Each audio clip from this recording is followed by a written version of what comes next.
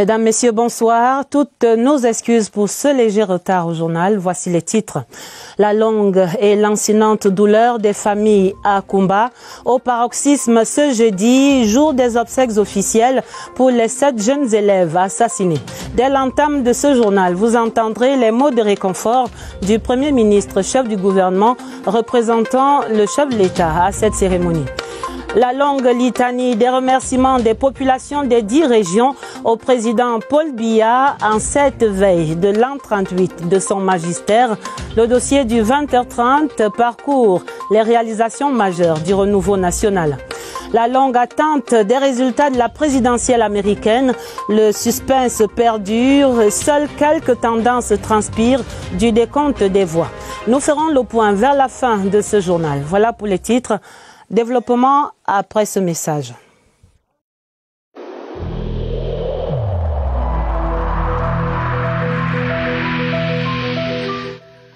Le port du masque dans l'espace public restera obligatoire jusqu'à nouvel ordre.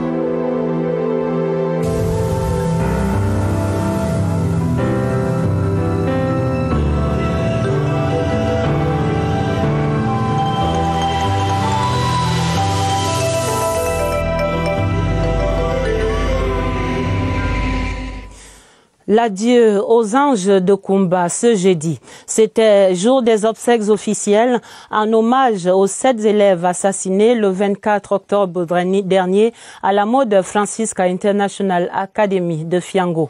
Le Premier ministre, chef du gouvernement, Joseph Dion Ngouté, a représenté le chef de l'État, Paul Biya, avec premièrement une escale à l'hôpital annexe de Kumba pour une visite aux élèves blessés dans cette attaque et pour la remise d'un don symbolique de consolation au nom de la première dame, Madame Chantal Biya. Voici le film de cette cérémonie avec notre envoyé spécial à Kumba, Laurentine Bokono.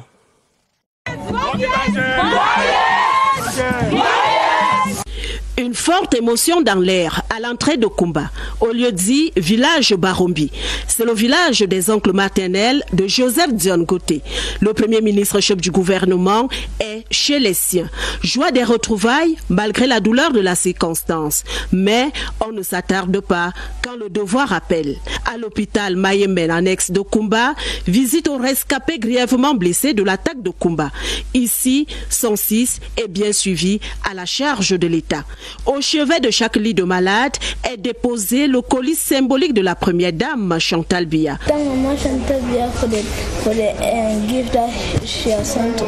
Place des cérémonies dédiées en ce jour d'obsèques officielles, une image, celle des 7 cercueils alignés dans la cour d'honneur. L'onde de choc traverse d'émotion l'espace aux couleurs de deuil. L'ambiance est lourde de compassion. Et c'est dans cette ambiance de pesanteur que le Premier ministre chef du gouvernement, Joseph Dion Ngouté, représentant personnel du chef de l'État Paul Biya, dépose le cœur lourd, une gerbe de fleurs du couple présidentiel devant chaque cercueil. Un cri strident déchire le ciel de Kumba. Comme à Rama, c'est Rachel qui pleure ses enfants, car Rénie, Cindy, Jennifer, Rena, Thelma, Victorie, Princesse ne sont plus. La prière communique les imams, pasteurs et prêtres élèvent vers le Père du ciel, mais comme un baume de réconfort et d'espérance dans les cœurs meurtris. Suite alors une sorte de liturgie de la parole avec l'allocution du maire de ville de Kumba. Mewawi Grogeri appelle les populations à s'engager pour la paix, le développement et l'éducation de leurs enfants. L'expression de gratitude au chef de l'État, à la première dame, au chef du gouvernement et à la nation entière pour l'accompagnement. Le mot est délivré par le père de Thelma, l'un des parents des enfants assassinés. Il est suivi par le message de condoléances du chef de l'État, lu par le gouverneur de la région, Bernard Okalia Bilay. I learned with great sadness of the horrific murder of several students of the Mode Francisca International Bilingual Academy in the town of Kumba.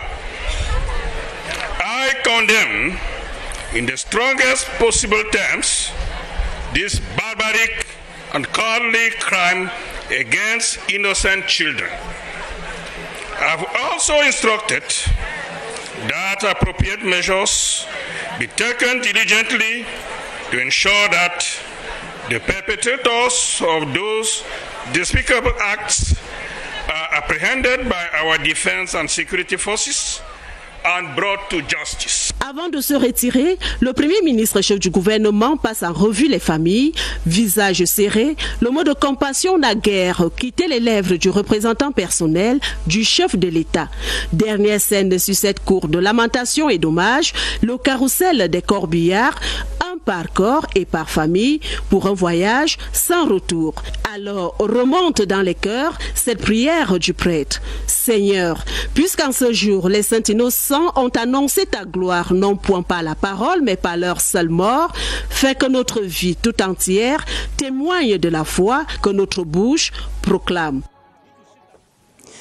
À Kumba, ce jeudi, on a également entendu les assurances du président de la République sur la ferme résolution de l'État du Cameroun à éradiquer ces violences pour amener la paix dans les deux régions du Nord-Ouest et du Sud-Ouest. Message transmis par Joseph Diongouté aux populations endeuillées de Kumba. Je vous propose d'écouter le Premier ministre, chef du gouvernement. Le président de la République, lui-même père et grand-père, a été extrêmement touché par cet acte odieux qui s'est perpétré à Kumba.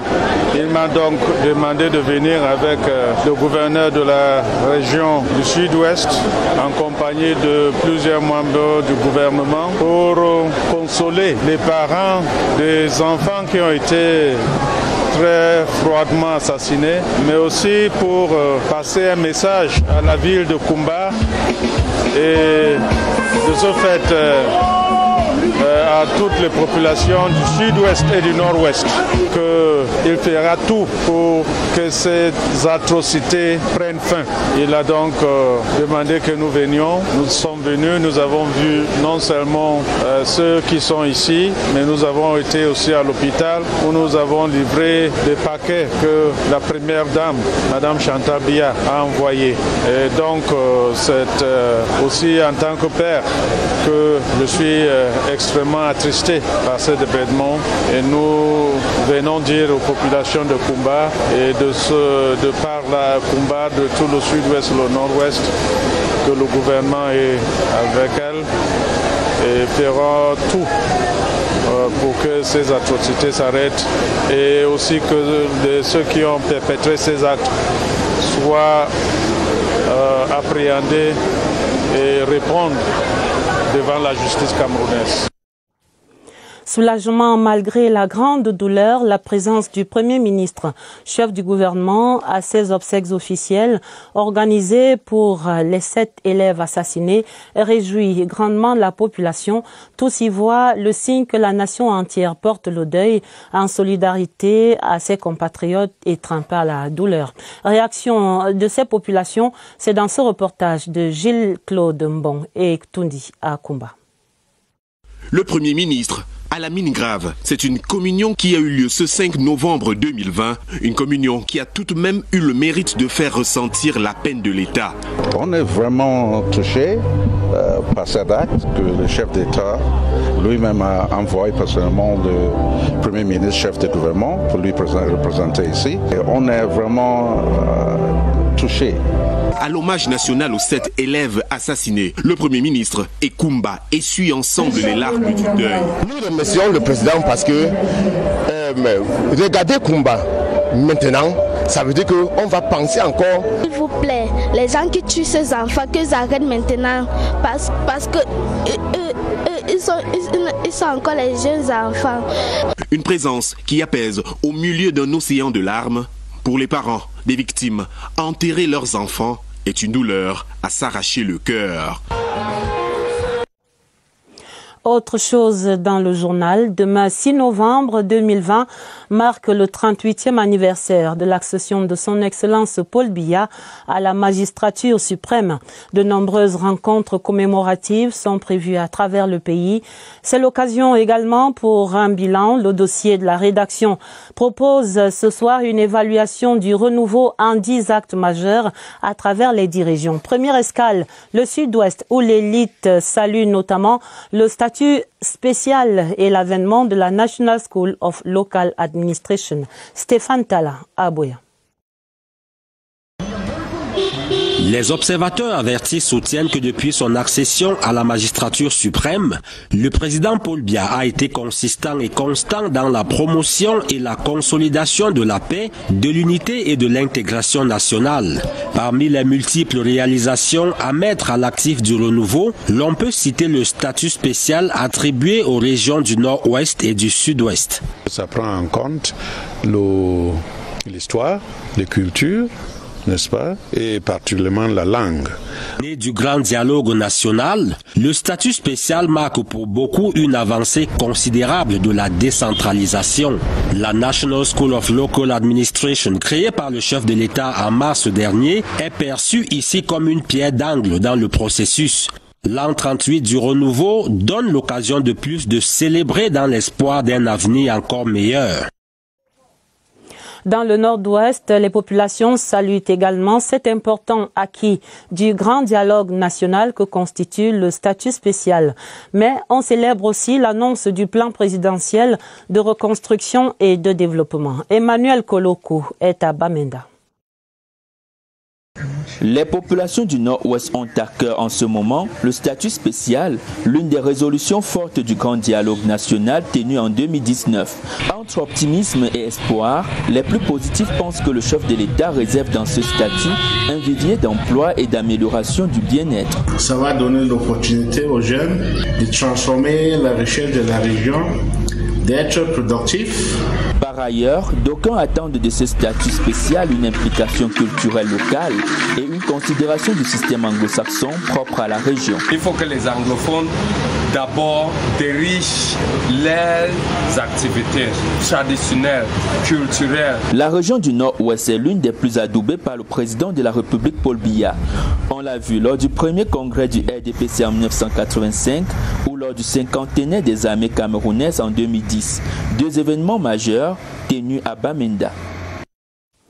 Le nord-ouest, bien sûr, mais s'il est une autre région qui entretient une relation toute singulière avec le chef de l'État, c'est bien l'extrême nord, baptisée joliment la fille aînée du renouveau, parce qu'elle naît précisément d'un décret présidentiel il y a 37 ans. Évocation de ses amours spéciales à Maroua avec Mal Moussa, le Doblaise. La création par le président de la République de la province de l'Extrême Nord le 22 août 1983, soit 9 mois, 16 jours seulement après son accession à la magistrature suprême, est l'acte politique le plus marquant du renouveau en faveur des populations de cette partie du pays. L'administration était rapprochée davantage des administrés, en sens que c'est une considération particulière pour cette population, de celles qui ont un lien particulier avec les chefs d'État. Il y avait 4 départements. Il y a eu donc ajout de 2 autres départements. Le 9e gouverneur de l'Extrême Nord, Midiao Bakari, parle d'un privilège d'être à la tête d'une unité administrative qui entretient une relation singulière avec le chef de l'État. Beaucoup n'ont pas eu cette chance. Vous pouvez carrément mettre 30 ans au commandement et ne pas voir le chef d'État passer par là. La fille aînée du renouveau porte bien cette appellation et en 37 ans de vie, elle a déroulé à 10 reprises le tapis rouge à son géniteur. Un peu plus au sud de la région du Nord, pour cette commémoration des 38 ans du renouveau, les populations disent merci au président de la République pour le choix de Garoua comme l'un des sites de la prochaine CAN, avec pour effet immédiat la réalisation de plusieurs infrastructures. La cité capitale du Nord, vue par Oumar Sanda Hayatou, à cette veille des 38 ans de la magistrature suprême du président Paul Biya.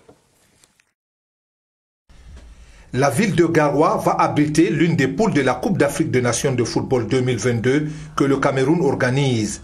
À cette occasion, la cité capitale du Nord a bénéficié de plusieurs infrastructures sportives, des réalisations du renouveau qui vont contribuer à développer le football dans le Nord. Beaucoup de réalisations ont été faites par le renouveau. Je crois qu'aujourd'hui, quand on parle des œuvres du renouveau, la ville de Garoua se vantait d'avoir un stade omnisport digne de ce nom. 38 ans après, le bilan du renouveau dans ce domaine montre une couronne.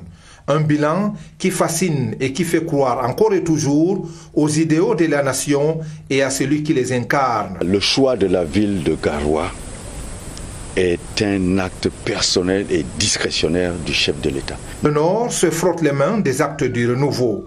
Les populations s'engagent à consolider ces acquis de manière générale avec un seul objectif, le bien-être des populations.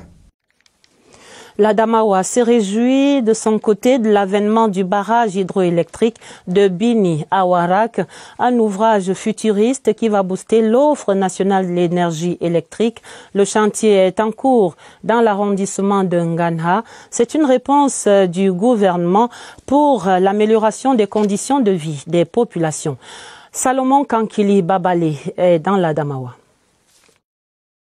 Du courant électrique en permanence, c'est ce qui manque le plus en ce moment dans certains ménages de la région Château d'Eau. Fort heureusement, le gouvernement a vu clair dans l'affaire, dotant la région d'un grand projet structurant, un complexe hydroélectrique sur le fleuve Bini, à 66 km de Ngaoundéré et des puits sortis de terre.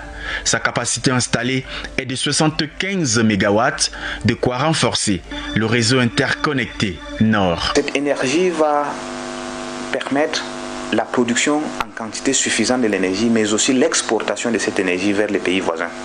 À terme, l'ouvrage futuriste sera composé de barrages, d'usines de production d'électricité, de postes de couplage et d'un système d'adduction dont le volume d'eau est de 6 200 000 mètres cubes.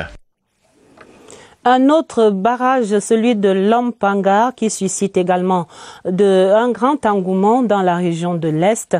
C'est là l'un des plus grands projets structurants du Cameroun ces dernières années, présenté comme un catalyseur de la stratégie nationale pour la croissance et l'emploi. L'impact de ce projet sur le quotidien des populations du Soleil Levant avec Eli Ome Ondo, CRTV Est. Le barrage de retenue d'eau de Lampangar est un réservoir d'une capacité de 6 milliards de mètres cubes d'eau qui a permis d'augmenter la capacité de production des centrales existantes garantissant 170 watts de puissance additionnelle pour Edea et son Loulou et le relèvement du débit de la Sanaga à 40%. Pour satisfaire la demande locale en consommation d'énergie, plusieurs travaux sont en cours, notamment les travaux de la fondation de l'usine de Pied qui sont en phase de finalisation, des équipements de l'usine, quant à eux, sont en cours de construction en Chine. Nous remercions le président de la République pour ces grands barrages. Vraiment, ça satisfait tous les Camerounais. Les travaux d'électrification de 150 localités via des réseaux moyens et basse tension sont engagés, toutes choses qui vont permettre à la région de l'Est de sortir à son tour du film des délestages et autres coupures intempestives d'énergie électrique. La finalité étant l'amélioration des conditions de vie des populations pour une émergence certaine de la région de l'Est. Pour cet entrant 8 du renouveau national, la région du centre va célébrer autour du projet routier Batienga-Ntui-Yoko-Tibati-Ngaoundéré, un axe qui permet progressivement le désenclavement total du bassin agricole du vaste département du Mbamekim, mais aussi le rattachement du centre à tout le septentrion à travers le pont de Naktigal nouvellement construit sur la Sanaga. Gisèle Neminga de CRTV Centre. 400 mètres, c'est la longueur totale qu'il faut parcourir sur le pont Natigal pour passer désormais de la région du centre vers le nord du pays. Jusque-là, il fallait de longues attentes au niveau du bac avec tous les coûts additionnels que cela représente. Ntui à 80 km de Yaoundé. Alors quand vous quittiez Yoko pour Yaoundé, vous arrivez à Ntui à 15 h et vous remontez sur Mbessa. Pour rejoindre Yaoundé, on parcourait 500 km dans la région du centre. Désormais, en 3 minutes, on effectue la traversée. Une véritable joie pour les populations de cette localité, pour qui la situation n'avait que trop duré. Le pont n'est qu'une infime partie d'un long projet routier qui va de Batienga à Ngaoundéré en passant par Ntui, Yoko, Tibati, soit 557 km de route en cours de bitumage. Une véritable aubaine pour l'Ombamekim, important bassin agricole du Cameroun. Ce pont est une bénédiction. Pour la région du centre, c'est un projet majeur, l'un des plus grands sous le renouveau. Et quand le curseur de notre tournée des régions reconnaissantes au renouveau s'arrête au sud, c'est l'océan Atlantique qui déborde à Kribi pour saluer le port en eau profonde. L'infrastructure qui a créé des milliers d'emplois dessert aujourd'hui une cinquantaine de pays à travers le monde avec des revenus subséquents pour l'État. Un grand sujet de fierté pour les populations du Sud. Freddy Melingui. En 3 ans de fonctionnement, le port de Kribi est devenu un pôle d'attractivité des échanges commerciaux. Avec ses 2 terminaux, la plateforme portuaire de Mboro a enregistré en 2019 plus de 330 escales de navires offshore et onshore pour 50% du taux d'occupation. Nous sommes en liaison avec une cinquantaine de ports à travers le monde. C'est une bonne performance après 2 ans et demi. Depuis le début de l'année 2020, plus de 43 milliards de francs de recettes collectés par le secteur des douanes sud à Kribi. Les performances de ce joyau architectural, cadre d'attractivité, encouragent l'autorité portuaire à mettre le cap sur la compétitivité et la rentabilité. Sur place, 3000 emplois directs et 3000 emplois indirects. Plus de 200 entreprises proposent leur expertise à la place portuaire de Kribi pour la sous-traitance. La zone logistique et industrielle prend déjà corps sur ces sites de 26 000 hectares où parcs entrepôts et usines de montage d'engins et appareils électroniques sont en construction près de l'autoroute Kribi-Lolabé. À la région de l'Ouest qui pourrait bien être considérée comme une bien-aimée du renouveau.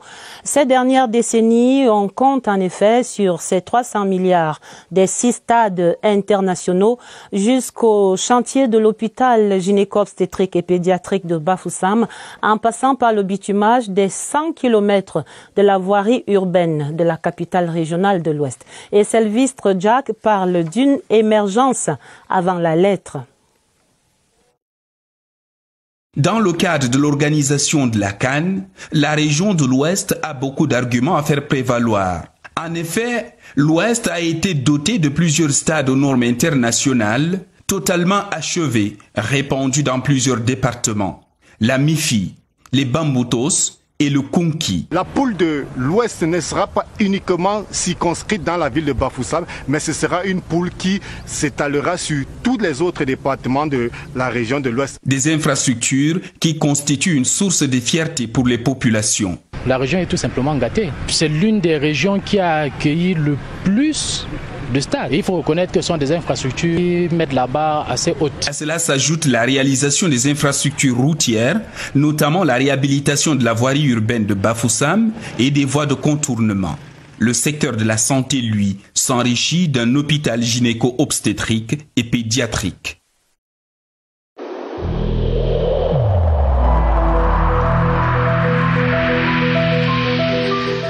N'oublions pas que la négligence d'une seule personne peut nuire gravement à l'ensemble de la communauté.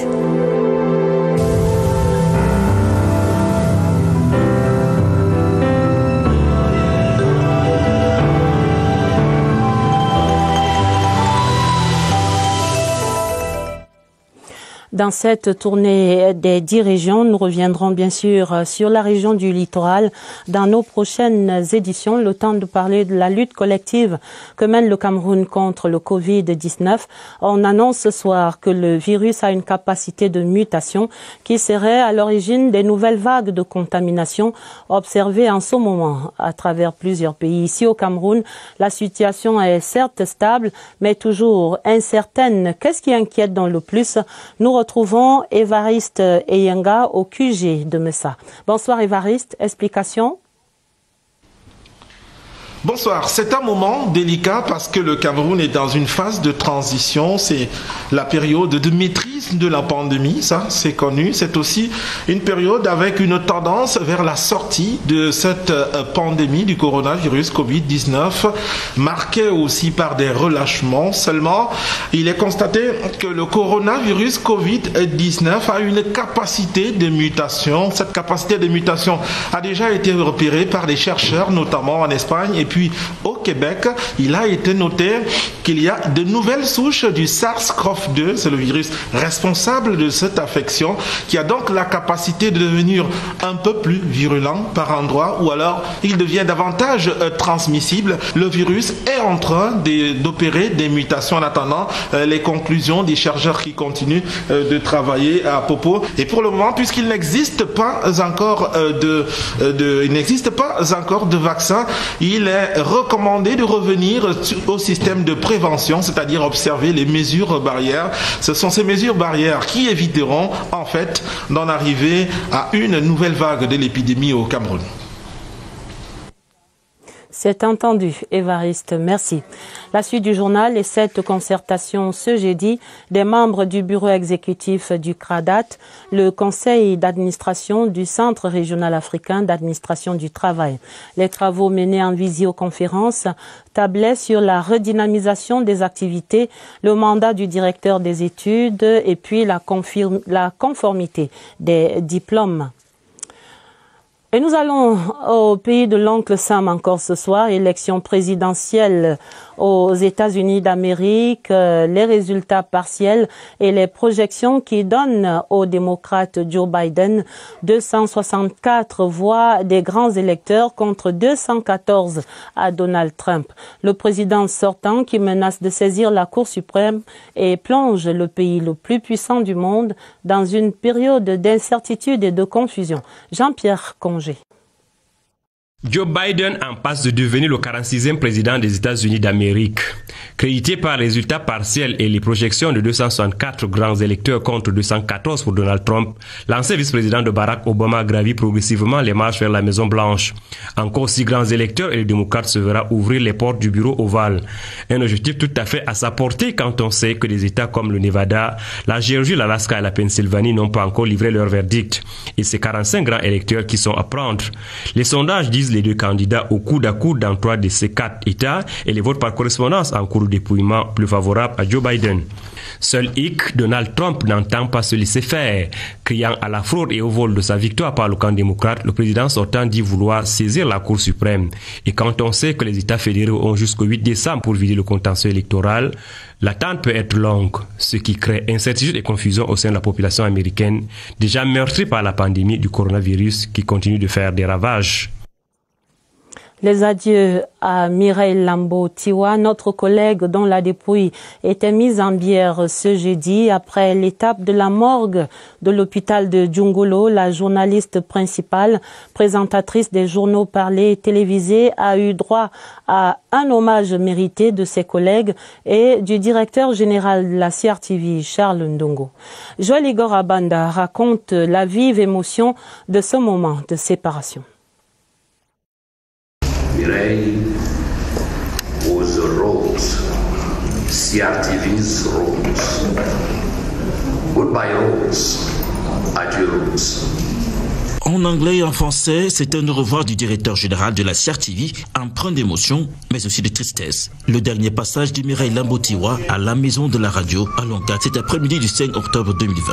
Pas pour son 15h habituel, mais pour les adieux de ses collègues. Mireille, vous pouvez travailler avec elle 6 ans, vous n'allez jamais entendre sa voix plus fort qu'il n'en faut. Je souhaite beaucoup de courage à sa famille. Après la levée de corps à la mort de l'hôpital EPC de Djungolo, la dépouille de Mimi est accueillie par une haie d'honneur de ses collègues, le temps d'un dernier hommage à la présentatrice vedette du journal parlé en langue anglaise de 15h. 90 minutes chrono d'hommage en la mémoire de l'illustre disparu. Vraiment, c'est une perte pour nous qui l'avons connue et qui avons travaillé avec elle. À la direction des rédactions radio où Mireille officiait, les mois et à son comble. Des adieux douloureux. Mireille Lambo-Tiwa retourne samedi prochain à la terre de ses ancêtres. Elle sera inhumée à Bacham, dans la région de l'Ouest, Cameroun. Les condoléances et les encouragements du 20h30 à toute la famille. La Société anonyme des brasseries du Cameroun qui encourage l'excellence scolaire dans la région du Sud-Ouest. Le groupe vient d'offrir un don de fournitures scolaires aux élèves méritants du lycée bilingue de Moutenguene, entre autres Cathy Nandjou dans le Sud-Ouest. Ils sont plus d'une centaine d'élèves à avoir reçu sacs, manuels scolaires et kits de prévention anti-coronavirus. Les élèves les plus méritants du lycée bilingue de Moutenguene voient ainsi leur travail récompensé par la Société anonyme des brasseries du Cameroun qui promeut l'excellence scolaire. Nous remercions le SABC de nous avoir donné notre sac. Ça va beaucoup nous aider pendant l'année. Au moment où le e-learning occupe de plus en plus une place importante dans les établissements scolaires, la SABC, à travers l'octroi des ordinateurs, vient renforcer ce mode de formation. Nous sommes très émus pour ce que le groupe SAB Cameroun nous a fait aujourd'hui, pour donner les ordinateurs. Avec ça, on pense que ça va nous aider à améliorer notre e-learning. Le ministère des enseignements secondaires, à travers la délégation départementale, salue cette initiative citoyenne. Ceci vient renforcer l'aspect pédagogique de nos élèves et renforcer le centre multimédia du lycée bilingue de Moutenguene. Le groupe SABC, par ses actions nobles, assume ainsi son leadership social. Le groupe SABC au Cameroun est la première entreprise citoyenne dans bien des domaines. Et dans le domaine de l'éducation, nous accordons des bourses scolaires, mais nous donnons aussi des fournitures scolaires, nous donnons aussi des kits informatiques pour renforcer la performance. Ce culte de l'excellence scolaire lancé par la Société anonyme des brasseries du Cameroun a tenu le lycée bilingue de Moutenguene en effervescence pendant des heures, encourageant ainsi les moins méritants à plus de performances pour être eux aussi des lauréats de demain. La fin du 20h30, on retient essentiellement ces obsèques officielles organisées par l'État pour les 7 jeunes élèves assassinés à Kumba. Obsèques présidées par le Premier ministre, chef du gouvernement, représentant personnel du chef de l'État à Kumba. Et puis l'an 38 du renouveau, ce sera demain. Il y avait un dossier spécial dans ce 20h30, le tour des 10 régions sur les réalisations du renouveau. Le 20h30 était préparé avec la collaboration de Cyril Kingembepe et de Augusta Ngononga. Un autre journal à minuit, ce sera avec Dieudonné Zra et Gilbert Ongeni. Je vous invite à retrouver après ce journal le magazine Discovery. Et pour les éditions du week-end, au 20h30, vous retrouverez dès demain Karine Olive y habite. Je vous souhaite d'avance un excellent week-end et d'excellentes commémorations pour les 38 ans du renouveau national à lundi 20h30.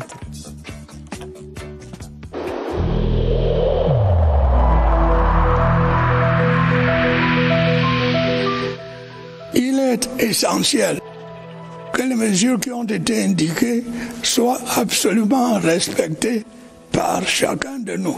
Lavez-vous régulièrement les mains à l'eau et au savon ou à l'aide d'un gel hydroalcoolique. Restez à au moins 1 mètre de distance des autres personnes, surtout si elles toussent, éternuent ou ont de la fièvre. Si vous avez de la fièvre, de la toux ou des difficultés à respirer, consultez un médecin.